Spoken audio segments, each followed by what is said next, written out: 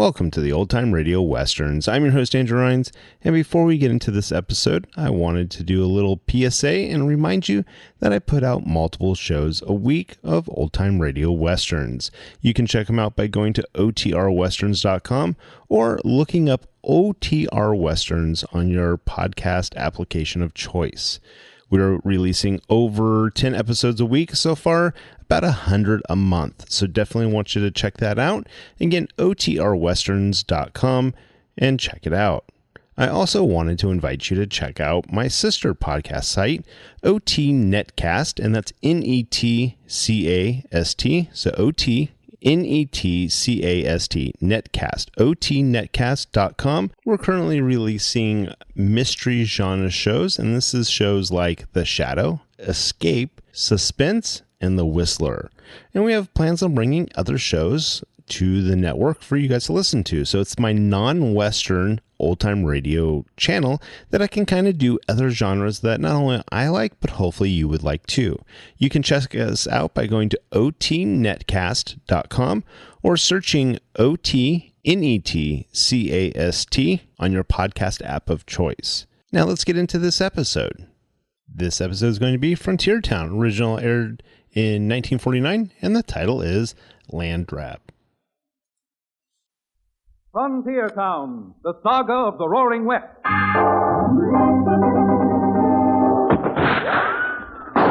Frontier Town. El Paso, Cheyenne, Calgary, Tombstone. Frontier Town.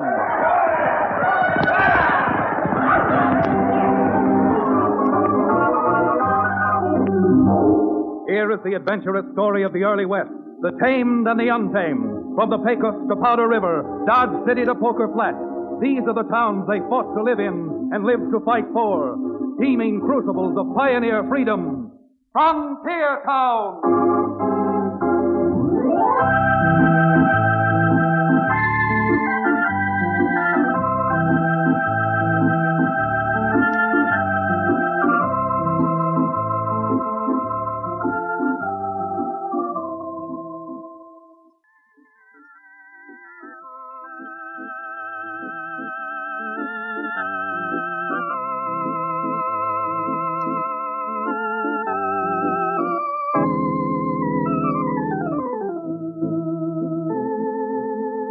Howdy.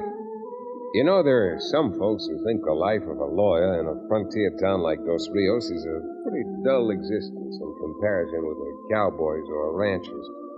But just you take it from me, Chad Remington, that my days trying to practice law in a cow town are a lot more exciting than if I'd stayed out at the ranch my father built and left me when he died a few years ago. Oh, I don't mean that I'm up to my boot tops in rustling trouble or shooting it out with gents on the dodge from the law all the way from San Antone to Santa Fe, but with the type of character the frontier has attracted, we've got just about as many scheming evildoers as we have solid church-going people. Well, just to give you an idea, a few weeks back when the new spring hit us with a vengeance and the sky overhead was as blue as a mountain lake, I took a ride to see how the trout were doing in a little pool that only I know about. With me, as usual, was my constant companion, Cherokee O'Bannon, who gave up his daily tips with the law for selling the highly volatile alleged remedy known as genuine Cherokee Indian rattlesnake oil for the more peaceful pursuits of operating a livery stable. A livery stable, by the way, over which I have my not very flushy offices. Well, Cherokee and I were jogging along with our legs hooked over the horns on our saddles, thinking ahead just about 3 weeks to the time when the big trout would be raring up hungry. Chad, my bewildered and bucolic backwoods Blackstone, what train of thought is running through your cunning cerebellum which causes that simpering look to appear in your formerly forbidding physiognomy? From the inflection of your voice, Cherokee, I imagine that was a question. But what you wanted to know, I'm unable to decipher, since I don't carry a dictionary in my saddlebag. My lad, I was just asking what you were thinking about that gave you that far-away and dreamy look. I was just thinking about that clear blue stream. Yeah. And that wonderful, cool, deep water. Oh, no! Water. Never mention that word in my presence again. All right, O'Bannon. I want you to know that your favorite beverage owes its flavor, if any, to the limestone waters of Bourbon County, Kentucky. Well, is that so? Why did he eat a bit of flavor saving? Flavor saving? Ah, yes, indeed. Bottling the chaser right along with the spirit. And I hope after this, Mr. O'Bannon, you'll have more respect for H2O. Between us, my esteemed friend, H2O comprised 96% of my rattlesnake oil, too. Killed the taste. The only thing that could kill the taste of that stuff is about 3 shots. 3 shots? An excellent suggestion. 3 shots from a Colt 45, I mean. Sir, you're turning into a destroyer of dreams. As your landlord, let me advise you that hereafter I expect you to... Hold it, Cherokee. There are some shots, the kind I was talking about. Now get your knee unhooked from that saddle horn and let's start making tracks. That sounds like a regular gun battle. Get up there, you!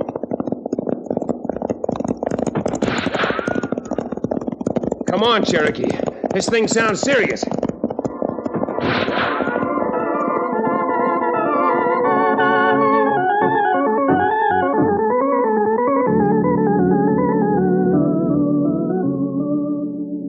We'd only ridden about 100 yards, but I was able to see where the shots had come from. Right down below us was a little ranch house belonging to Pat and Bridget Antrim, as Irish as they come and twice as salt. Both Bridget and Pat were in front of their house, Bridget with her shotgun and Pat with a Winchester, sending lead singing over the head of a very frightened gentleman in store-bought clothes. As we pulled up, I thought the stranger was about to collapse. His knees were shaking so. And what my wife misses with her scattergun, I'll drill you through with this. Bridget, Pat, now hold it, will you? Put those guns up. You keep out of this, Chad Remington. But, madam... And you keep out of this, too. Because in O'Bannon or not, I'll give you a dose of the same medicine I'm going to give this sniveling, sidewinding snake. Gentlemen, get me out of here. We'll get you out all right, mister, and all in one piece. Now, come on. The target practice is over for today. No one's going to tell me No one's going to tell you anything, Bridget. If you don't mind, I would like to ask you a few questions. No one's asking me anything until that pussyfooting varmint's off my property. Go on now, get off. But see here, I've got a perfect The only perfect thing you've got right now, my friend, is a perfect chance of getting shot. So if you'll take Mr. Remington's advice, which he'll be charged for, you'll amble out of here while you're able and give us a chance of quieting down these good people. If you're interested in your health, you'll be moving along. Yes, very well. But I'll be back out here with the marshal. And you just remember that.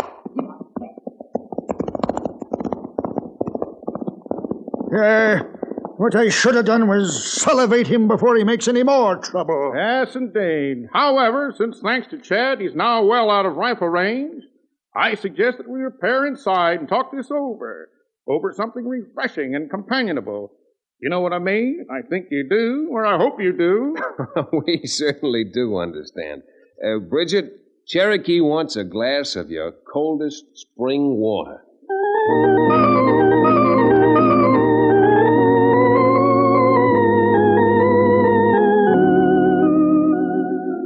Well, I don't know what more to tell you, Chad, or how to explain it. He just rode up here and started ordering us around. Well, I can't tell without checking up on it with the county assessor, but it's perfectly true that when the county put in that wooden culvert 5 years ago to drain the water off Pine Top Hill, they did levy an assessment on the Button property. Didn't you ever get a bill from the assessor? Nearly so much as a piece of paper with a blot of ink. And no slick-talking spalpeen is going to steal 160 acres that Pat and I have slaved to get. And to make something of. Well, it's something that remains to be seen. However, here are 2 things which are certain. First, that there was an assessment levied of about $20 or $30 against your property. Second, if it hasn't been paid and it's gone to an assessment foreclosure sale, Mr. Beauregard has the right any citizen has of paying it and bidding in the property. You're a fine lawyer if you tell me that's the law. Bridget, I don't make the laws. I just try to interpret them, see that they're applied with a certain amount of justice. And you call it justice that a man like that evil-looking bumpkin Beauregard can steal 160 acres that are worth $5,000 by merely paying $20? Quite the opposite, Pat. There's a good deal of injustice in it. But the first thing Cherokee and I are going to do is ride into town and talk to the marshal. Yeah, I want to know if the assessment was in arrears and if Beauregard has already bought it in or is just bluffing.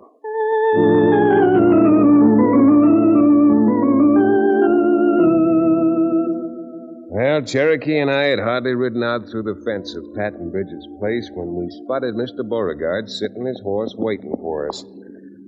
He flagged us down. Much to my surprise, was neither bitter nor belligerent. I thought I recognized your name, Mr. Remington, when your friend mentioned it. Yeah? You being a lawyer, I'm sure that you know that those two heathens haven't a legal leg to stand on. Don't you go calling people from County Antrim heathen. Oh, well, I'm terribly sorry. Just a slip of the tongue. Yeah, you do it again and I'll slip the tongue for you. I'll do it with this. All right, Cherokee. You've upheld the reputation of all the Irish from Killarney to, well, in your case, the Blarney Stone. Now, getting back to you, Mr. Beauregard. As you say, Pat and Bridget seem to have no legal redress. Well, that's because of the way the law is written. Loopholes up to here. Yeah, the law's the law, isn't it? Well, there appears to be two kinds of law. What's on the books and what's fair and honest.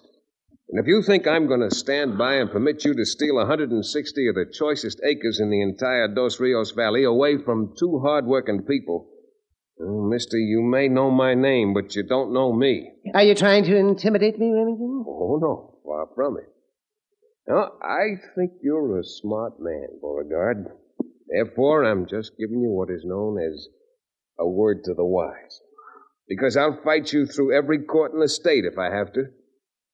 And I may even fight you a bit more personally. Anybody who'd do what you attempted to do is nothing but a nefarious, nickel-nursing no-good. And you don't have to pardon the expression either. Well, let me tell you something. Neither you nor anyone else is going to stop me from taking what is legally mine when I paid for it. If you're around long enough to even try it. Come on. Yeah.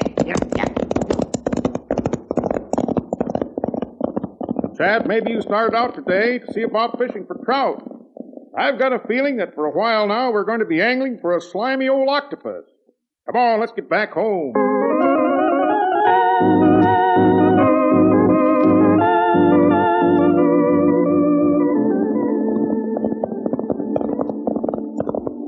Chad, how can you explain them leveling an assessment against the Antrim's ranch and never sending them a notice? I don't explain it. In 5 years, their memories might have turned a little sour. Well, then how do you explain this Beauregard person, a complete, total stranger to this part of the country, suddenly showing up in Dos Rios and buying in a delinquent claim even the owners of the property knew nothing about? Well, that could be more than a coincidence. And if it happens... Chad, that last shot hoarded my toupee in a new place. For God's sakes, Cherokee, fill your hand. Get your gun working. I see them now. 5 of them up there in those rocks. Well, let's make it 3 of them. Oh, they're scattering, heading for Pine Top. Come on, Cherokee, let's go. Small sacred swans, Chad. Where'd they go? Can't see hide or hair of them. They're hidden by those rocks. We'll get them. Come on. Wait a minute. There's someone coming toward us out of those rocks. Oh, confound the luck. It's so narrow through here, we'll never get by him without... look who it is. Our friend, Mr. Beauregard. What are you doing up here, Beauregard? Gentlemen, I cannot tell a lie. I was out hunting for skunks. That answer your question? Yeah, it sure does. Get out of the way, man. We want to get through here. You can curb your anxiety, Cherokee. It's too late now, thanks to Beauregard. Huh? What do you mean by that? I think you understand what I mean. Just the way I understood you when you said you were out hunting for skunks. Oh, really?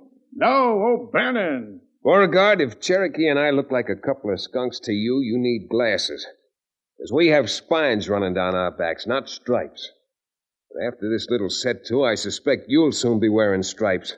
Stripes that run the other way. You'll be wearing them for a good long time.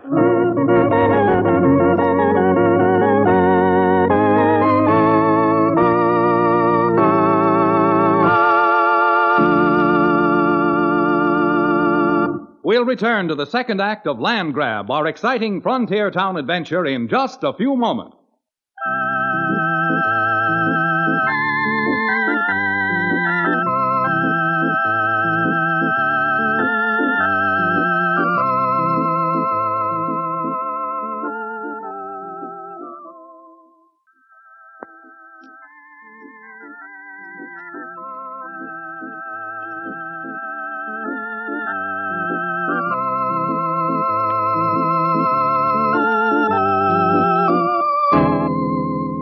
And now, Frontier Town.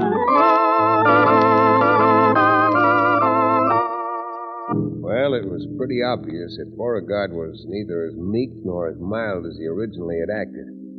It's a lead pipe cinch that he had some gunslingers of his own who either tried to make certain that Cherokee and I never got any further into the matter or would be sufficiently warned to leave well enough alone. But all he succeeded in doing was in convincing me that there was something knavish going on. If there were a polecat in the woodpile, it would answer to the name of Beauregard.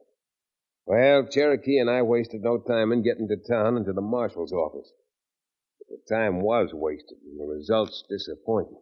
Marshal, do you mean to stand there with your marshal's badge hanging out and telling me that you're going to help Beauregard take possession of that 160 acres? I got my job to do, Cherokee, and that's part of it. But how is it, Marshal, that not only didn't the Antrims know of the delinquency, but apparently nobody else in Dos Rios did? What do you mean? Thought I was making myself pretty clear. Apparently, the only person to know about the assessment not being paid is a total stranger. And as far as I know, a man who's never been in Dos Rios before. It don't make no difference if he come from China. The law says that anybody can check the records and bid in property on which the taxes or assessments haven't been paid. Well, that scarcely answers my question. Now, you looky here, Remington. This ain't no trial, you know. If you know anything about the law like you claim you do, why, you'll know that Beauregard is fully protected. Yeah, I can see that he's fully protected. Well, blast you anyhow. I don't like that kind of hinting around. And if you try to interfere, you're going to find out that I ain't wearing this badge for nothing. No, Marshal, I don't think you are wearing that badge for nothing. I'm beginning to think you've decided to make that badge pay off. Why? Come on, Cherokee. The Marshal looks as if he's going to blow up. My clothes won't look too good all splattered with yellow.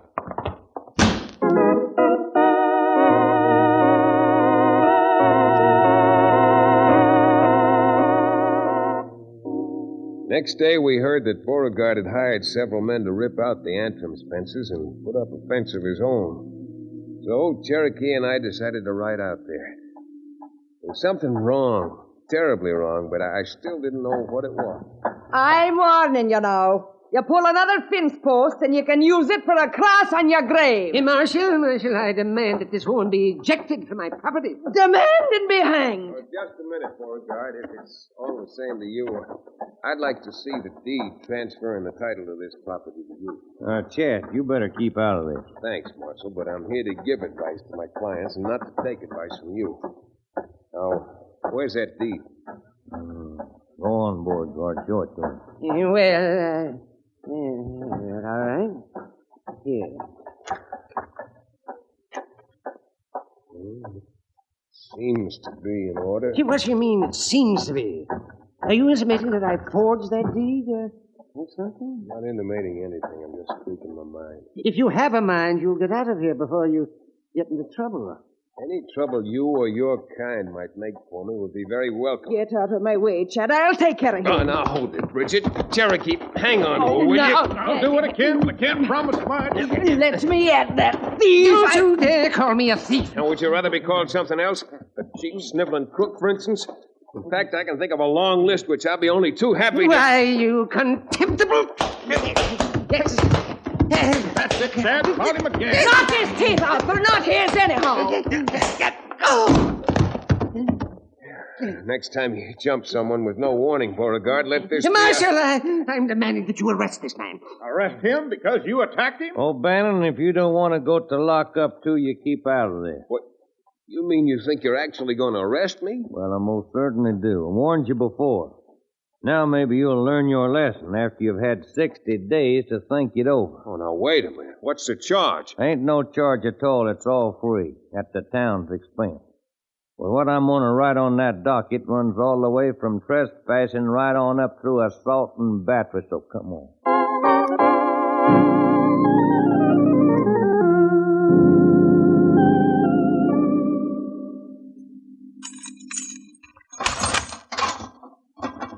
Judge and his daughter's here to see you, Remington. Well, Judge, this is a fine place to look up your intended son-in-law.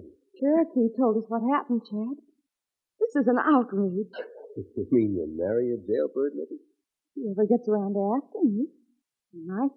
Chad, if you'd like, I'll sign an order getting you out of here. Yeah, I certainly would like it, Judge. Well, not because your cell's so bad, but because I still have a case to wind up.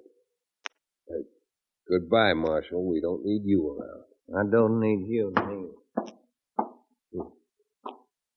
Judge, how well are you acquainted with the Attorney General of the state? Ralph Stevenson? Mm-hmm. Known him and his family for years. Chad, do you really think you're in trouble? No, not yet, but I might be. Judge, if you can induce the Attorney General to come down here, I think we have a nice little case to try in your court in a few days. What do you want the Attorney General down here for? Well, you and I know that Beauregard acquired that 160 acres legally. Legal or not, it's a despicable trick on two people as hardworking as Pat and Bridget are. As Beauregard and the Marshal have assured me several times recently, the law is the law. However, if what I suspect is true, there's another law with a lot more justice in it. One that I think fills it completely. What law is that, Chad? Well, offhand, I can't give you the book and page number, but it deals with a marshal conniving with a third party for the benefit of his own bankroll. You mean you believe the Marshal is in with Beauregard? Probably. But it's more likely that Beauregard is just a front for the marshal. And I think with the assistance of the Attorney General, we can find out. Well, I'm sorry, Chad, but I don't quite see what you mean. Well, if your father will help get Ralph Stevenson down here, we'll all see what I mean. And I'll personally be delighted to sweep out this cell before I leave it, so it'll be nice and clean when Beauregard and the Marshal take over.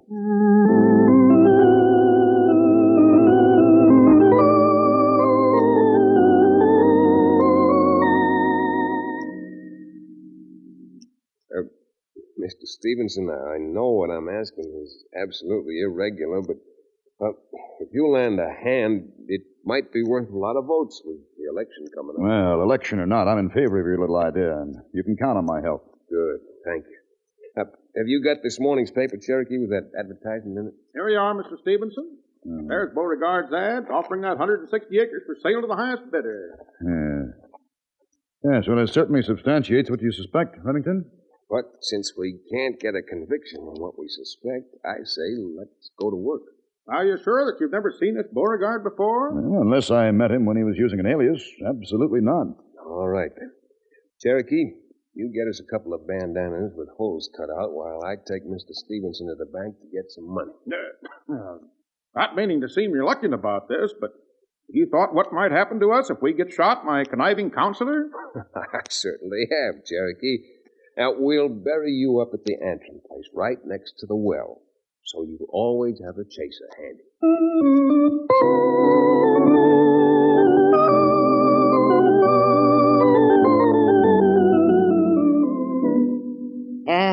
Would you care to ride out and see the property, Mr. Stevenson? Oh, well, I wish I could, Mr. Beauregard, but being in town for only a few hours between stagecoaches prevents it. Oh, it's as lovely a place as I've ever seen. Well, since I don't want it for my own use, but as sort of a vacation place for my parents, I'm quite willing to take your word for it. That is, if you'll accept my offer. Well, my asking price is $6,000. Oh.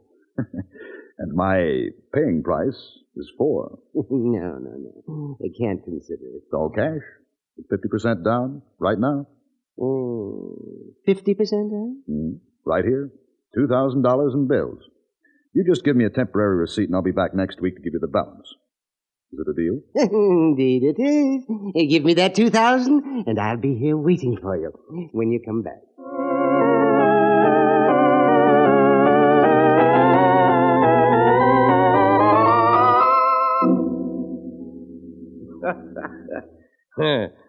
Beauregard, I got to hand it to you. A deposit of $2,000 in cash. Why, I can't hardly believe it. You don't have to believe it. Here's your share. 1,000 in nice, crisp new bills. And there's still 16 other towns left in this county. Well, I'll tell you. There's one more place we can clamp down on just as soon as this gets... All right, just keep your hands where I can see 'em.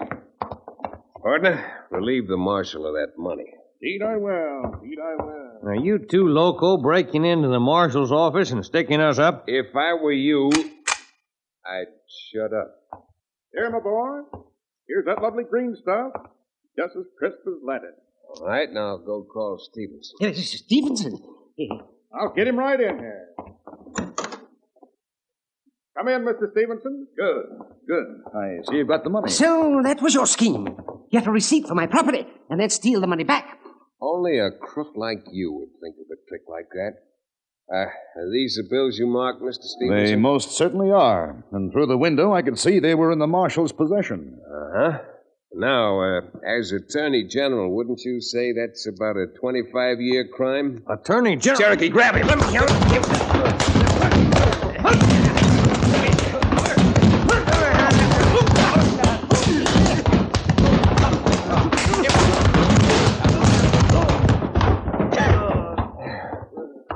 Yeah. Now, Cherokee, you wipe your battered knuckles and take the cell keys off the marshal's belt. We got a few skunks of our own to lock up.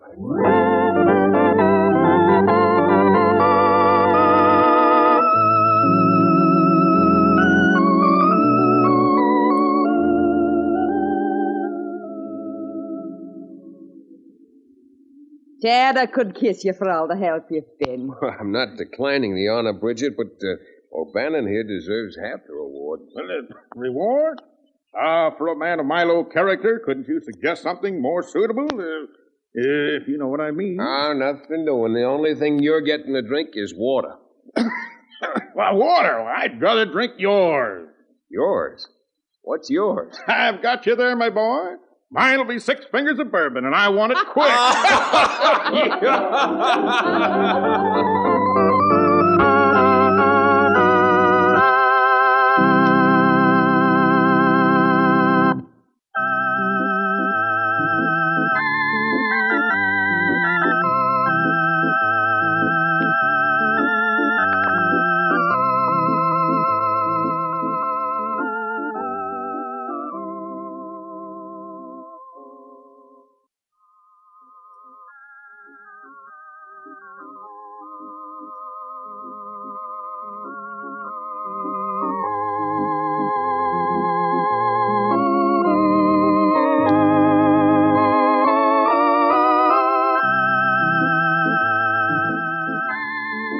Frontier Town, starring Tex Chandler and featuring Wade Crosby, is a Bruce Ells production.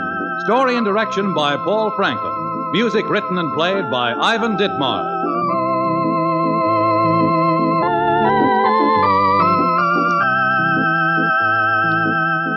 Be sure to be with us again, same time next week, for another fine action-adventure story with your favorite young Western star, Tex Chandler.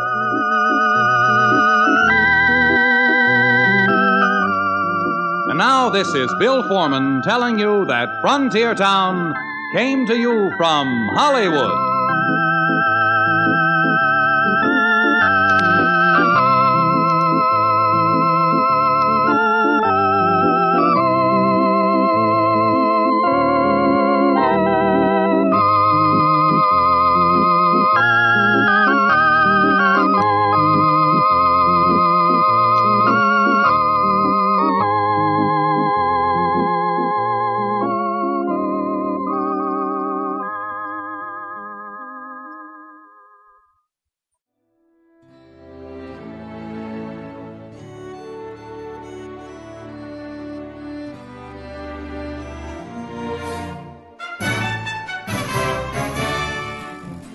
This has been a presentation of OTRWesterns.com, and we hope you enjoyed.